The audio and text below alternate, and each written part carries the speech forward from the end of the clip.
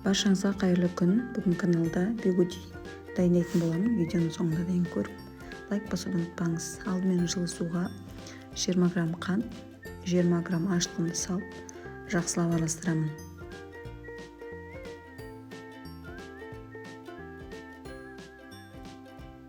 Араластырып болғаннан кейін 400 грамм ұнымды салып, түйіршік қалмайтындай етіп, блинчиктің көмегімен жақсылап араластырып аламын.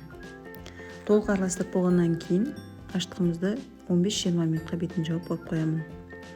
Меніке 15-20 минуттан кейін алдым. Енді 600 грамм ұнға 1 қасық қант салып, жақсылап араластырамын да алдыңғы салмама салатын боламын.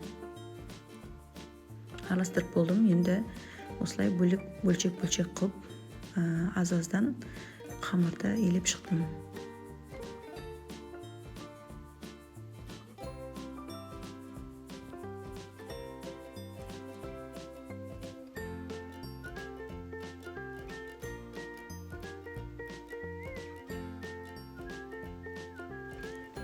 Ұнды дәл осылай аз-аздан қосып елеп отырдым.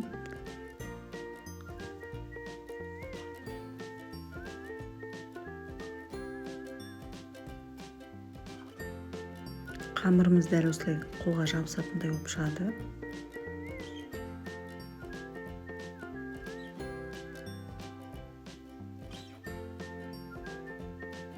Толық ұнымды салып болғаннан кейін кішкене сұйық майдың көмегімен қамырымыз жағып алған болатынмын. Мінекей 15-20 минуттан кейін қамырым дайын болды. Енді бигудиді дайындайтын боламын. Сұйық майдың көмегімен дәл осылай жағып алдым. Өйткені қолға жабысады, сондықтан сұйық майды пайдаландым.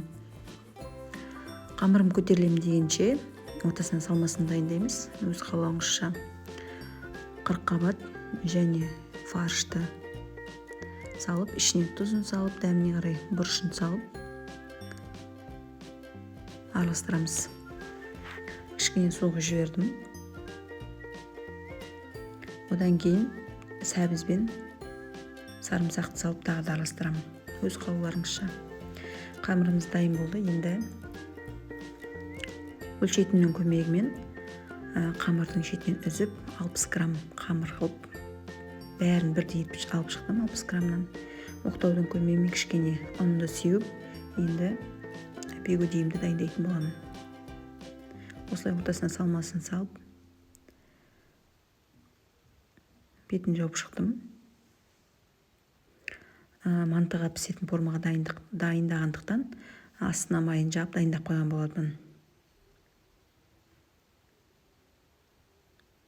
Мінекей дайын болды. Бигудиім дайын болды. Енді 45 минутқа газге жіберетін боламын.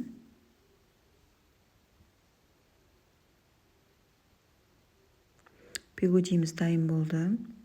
Енді арасына осындай кез келген салат түрін пайдаланып, дастархандарыңызға ұсына берсеңіздер болады. Ас болсын. Видео ұнаса, лайк басып, комментарий қалдырып, тіркелуді ұмытпаңыздар. Міндетті түрде жасап көріңіздер.